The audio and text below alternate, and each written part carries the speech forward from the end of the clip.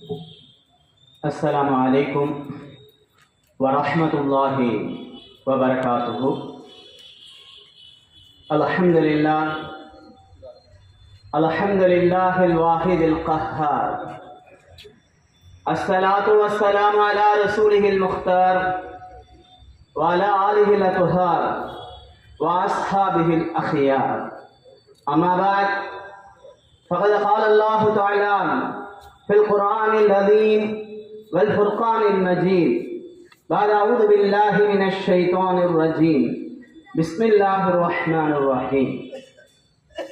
ولو أنا كتبنا عليهم أن اقتلوا أنفسكم أو اخرجوا من دياركم ما فعلوه إلا قليلا منهم.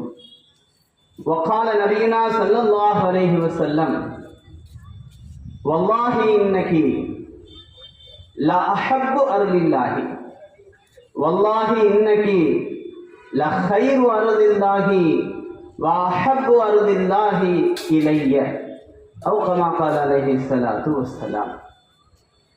எல்லா புகழும் பெருமையும் ஏக இறைவனாம் அல்லாஹ் ஒருவனையே சாரும். சலாத்தும் சலாமும் அன்னலம் பெருமானார் முஹம்மது நபி ஸல்லல்லாஹு அலைஹி வஸல்லம் அவர்களின் மீதும் அவர்களை பின்பற்றி வழிவந்த உத்தம சத்திய சஹாபாக்கள், சஹாபிய பெண்மணிகள், தாபியர்கள், தபா தாபியர்கள், குறிப்பாக தொண்டி ஐக்கிய ஜமாத் மற்றும் தொண்டி நகர ஜமாத் உலமா சபை இணைந்து ஏற்பாடு செய்திருக்கின்ற இந்த சுதந்திர தின நிகழ்வு விழாவிற்கு வருகை தந்திருக்கின்ற, இதனை ஏற்பாடு செய்திருக்கின்ற அனைவர்களுக்கும் அல்லாஹு தஆலாவுடைய சலாத்தும் சலாமும் அன்பும் அருளும் என்றென்றும் நிலவட்டுமாக. ஆமீன். கிரேக்க நாட்டினுடைய அட்டிகா என்கின்ற ஒரு பகுதி, அங்கு ஒரு கொள்ளையன் இருந்தான். பொதுவாக கொள்ளையர்கள் என்ன செய்வார்கள்? வழியிலே போவோர் ஒருவரை மடக்கி, கத்தியை காட்டி, அருவாளை நீட்டி இருப்பதையெல்லாம் பறித்து கொள்வார்கள். ஆனால் அந்த கொள்ளையன் வித்தியாசமானவன். ஒரு விடுதி ஒன்றை கட்டி வைத்திருந்தான். அதிலே ஒரு இரும்பு கட்டிலும் வைத்திருந்தான். போவோர் ஒருவரை தன்னுடைய விடுதிக்கு வருமாறு அழைப்பான். அழைத்தவன் சொல்லுவான்: நீங்கள் எவ்வளவு உயரமானவராக இருந்தாலும், எவ்வளவு உயரம் குறைவானவராக இருந்தாலும் என்னுடைய கட்டில் உங்களுக்கு போதுமானதாக இருக்கும் என்று வித்தியாசமாக போவோர் ஒருவரை வழிமறித்து உள்ளே அழைத்து செல்வான். கட்டிலே படுக்க வைப்பான். அவர்களை கட்டியும் வைப்பான். கட்டிலை தாண்டி அவர்கள் கால்கள் இருக்குமேயானால் அவனிடத்திலே இருக்கக்கூடிய அருவாளை வைத்து அந்த இடத்தை வெட்டி விடுவான். காலை நறுக்கி விடுவான், வெட்டி எடுத்து விடுவான். கட்டிலை விட குறைவானதாக கால்கள் இருக்குமேயானால் அந்த கால்களை, கட்டைகளை வைத்து அடித்தே நீட்டி அந்த காலை நீட்டி விடுவான். ஆக மொத்தம் நீளமாக இருந்தாலும் ஆபத்து, குறைவாக இருந்தாலும் ஆபத்து, கால்களுக்கு கேடு. அவனுடைய பெயர் ப்ராக்ரஸ் பீஸ். அந்த கட்டிலுக்கு பெயர் ப்ராக்ரஸ் பீஸ் காட். ஒரு காரியம் அதை அதனுடைய போக்கிலே விடாமல் தன் போக்கிற்கு அதை திருப்பி யார் எடுத்துக்கொள்கிறார்களோ, தனக்காக யாருடைய உயிர் போனாலும், யாருடைய உடல் உறுப்புகள் போனாலும், யாருக்கு எந்த நஷ்டம் வந்தாலும் தான் விரும்பியபடி நடக்க வேண்டும் என்று யார் விரும்புகிறார்களோ அவர்களுடைய அந்த செயலுக்கு ப்ராக்ரஸ் பீஸ் காட் என்று சொல்லப்படுவது உண்டு. அற்புதமான இந்த சுதந்திர தின நிகழ்வில் ப்ராக்ரஸ் பீஸ் காட்டை பற்றி பேச வேண்டிய தேவை என்ன என்கின்ற ஒரு கேள்வி உங்களுக்கு எழலாம். இன்ஷா அல்லாஹ் பேச்சினுடைய முடிவிலே அதற்கான விளக்கம் உங்களுக்கு சொல்லப்படும். இன்னொரு நிகழ்வையும் சொல்லி நான் ஆர்வம் செய்கிறேன். கள்ளிக்கோட்டையிலிருந்து ஹஜ்ஜுக்கு சென்ற ஒரு கப்பல், 500 நபர்களை கொண்ட கப்பல், ஹஜ்ஜுடைய கிரியைகளை முடித்துவிட்டு கள்ளிக்கோட்டை திரும்பிக் கொண்டிருக்கிறது. கள்ளிக்கோட்டை நெருங்கிக் கொண்டிருந்த சமயம் அந்த கப்பலை போர்ச்சுகீசியர்கள், இன்னும் சொல்ல போனால் போர்ச்சுகீசிய கொள்ளையர்கள் சூழ்ந்து கொள்கிறார்கள். போர்ச்சுகீசிய தளபதி உத்தரவிட்டான், கப்பலிலே இருக்கின்ற அத்தனை பேர்களுடைய பொருட்களையும் கொள்ளையடித்துவிட்டு, அவர்களிடமிருந்து பொருட்களை கொள்ளையடித்துவிட்டு கப்பலை எரித்து அவைகளை மூழ்கடித்து விடுங்கள் என்று அவர்களுக்கு கட்டளையிடுகிறான். உள்ளே இருப்பவர்கள் வயது முதிர்ந்தவர்கள், ஆண்கள், பெண்கள், பச்சிளங்குழந்தைகள் இருக்கின்றன.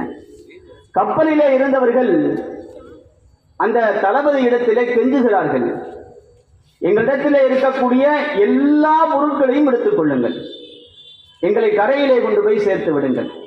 அவர்கள் கேட்பதாக இல்லை. எங்களுடைய உடம்பிலே இருக்கக்கூடிய அத்தனை நகைகளையும் எடுத்துக் கொள்ளுங்கள், எங்களை கரையிலே கொண்டு போய் சேர்த்து விடுங்கள்.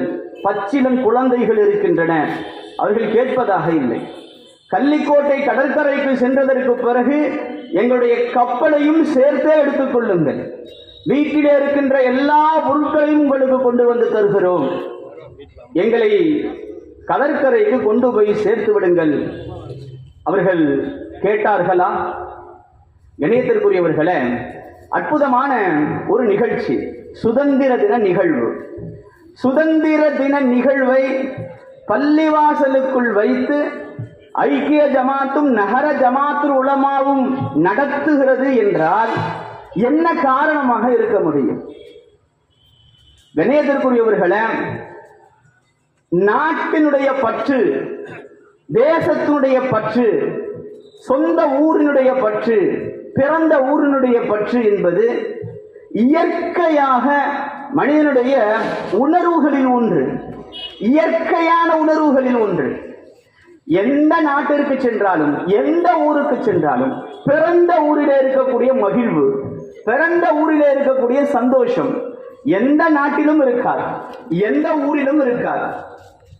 அதைத்தான் மிகையாக இப்படி சொல்லுவார்கள் அல்லவா, சொர்க்கமே என்றாலும் நம்மூரை போல வருமா? அவர்கள் சொர்க்கத்துக்கு சென்றிருக்கிறார்களா என்பது தெரியவில்லை. சென்றிருந்தால் இப்படி ஒரு வார்த்தை சொல்லி இருக்க மாட்டார்கள். ஏனென்றால் சொர்க்கத்திற்கு செல்பவர்கள் வேறு எங்கும் ஆசைப்பட மாட்டார்கள். ஆனாலும் மிகையாக சொல்லப்பட்ட வார்த்தை. சொர்க்கமே என்றாலும் நம்முடைய சொந்த ஊரை போல வராது என்பது மிகையாக சொல்லப்பட்ட வார்த்தை. எங்கு சென்றாலும் நம்முடைய ஊரை பெருமையாக பேசுவோம். நான் ராமநாதபுரத்துக்காரன், நான் தொண்டிக்காரன், நான் காரைக்குடிக்காரன். நாம் நம்முடைய ஊரை பெருமையாக பேசுவது என்பது நம்முடைய இரத்தத்திலே ஊறிய ஒன்று, நம்முடைய உணர்வுகளிலே ஊறிய ஒன்று. கணியத்திற்குரியவர்களே, நம்முடைய இந்த உணர்வை கூட காசாக்கி கொண்டிருக்கிறார்கள். நீங்கள் தற்காலத்திலே பல இடங்களிலே, அதுவும் குறிப்பாக பேக்கரிகளிலே ஐ லவ் என்று சொல்லி அந்த ஊருடைய பெயரை போட்டிருக்கிறார்கள் படம் எடுத்துக் கொள்வதற்காக வேண்டி. I love Karaikudi, I love Thondi, I love RS Mangalam, I love Ramanathapuram என்பது போன்ற வார்த்தைகள் டெக்கரேஷன் செய்து லைட்களை போட்டு ஏற்படுத்தி வைத்திருக்கிறார்கள். அதிலே படம் எடுத்து கொஞ்சமாவது உள்ளே சென்று சாப்பிட்டு விட்டு வர மாட்டார்களா என்கின்ற எண்ணம். நம்முடைய அந்த உணர்வுகள், நம்முடைய ஊருடைய பாசம், ஊரின் மீது உள்ள பிரியம், தேசத்தின் மீது உள்ள பாசம், அதை வியாபார நோக்கமாகவும் மாற்றிக்கொண்டு விட்டார்கள் என்பது யதார்த்தமான உண்மை. கணியத்திற்குரியவர்களே, ஆக தேசத்தின் மீது உண்டான பற்று என்பதுதான் இது போன்ற நிகழ்வுகளை நம்மை ஏற்பாடு செய்ய வைக்கிறது. தேசத்தின் மீது உண்டான பற்று என்பது நம்முடைய உணர்வுகளோடு கலந்தது மட்டுமல்ல, நம்முடைய மார்க்கத்தோடு கலந்ததும் கூட. ரசூலுல்லாஹி ஸல்லல்லாஹு அலைஹி வஸல்லம் அவர்கள் சொந்த ஊரை விட்டு, தான் பிறந்த மக்கமா நகரை விட்டு சில நிர்பந்தத்தின் காரணமாக அது மதீனாவிற்கு செல்ல வேண்டிய சூழல் ஏற்படுகிறது.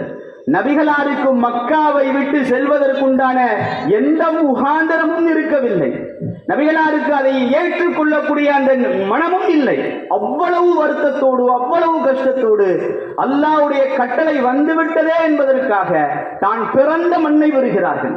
அப்படி அவர்கள் பிரிகின்ற பொழுது மக்காவை பார்த்து சொன்ன வார்த்தைகள் ஹதீஸ்களிலே மிக அழகாக பதிவு செய்யப்பட்டிருக்கிறது. வல்லாஹி, அல்லாஹ்வின் மீது சத்தியமாக, இன்னக்கி மக்காவே, நீ பூமியிலேயே சிறந்த ஒரு இடம், எனக்கு மிக பிரியமான இடம். அஹப்பு இலைய, எனக்கு மிக பிரியமான ஒரு தேசம், ஒரு ஊர் இருக்கிறது என்றால் மக்காவே நீ. இந்த மக்கா வாசிகள் மட்டும் என்னை இந்த ஊரிலிருந்து வெளியாக்காமல் இருந்திருந்தால் ஒரு காலம் வெளியேற மாட்டேன். என் சொந்த ஊரை விட்டு வெளியாடணும் எனக்கு என்ன தேவை இருக்கிறது? நான் பிறந்த ஊர், நான் பிறந்த மண், நான் பிறந்த தேசம், நான் பிறந்த நாடு, நான் ஏன் என் பிறந்த நாட்டை விட்டு வெளியேற வேண்டும்? ஒரு காலம் வெளியேற மாட்டேன். இந்த மக்கா வாசிகள் என்னை வெளியேற்றி விட்டார்கள். கண்ணியத்திற்குரியவர்களே, ஹிஜ்ரத் என்று ஒன்று இருக்கிறது மார்க்கத்திலே. சொந்த நாட்டை விட்டு அங்கு இஸ்லாத்தின்படி வாழ முடியாத சூழல் ஏற்படுகின்ற பொழுது சொந்த நாட்டை விட்டு வெளியேறுவது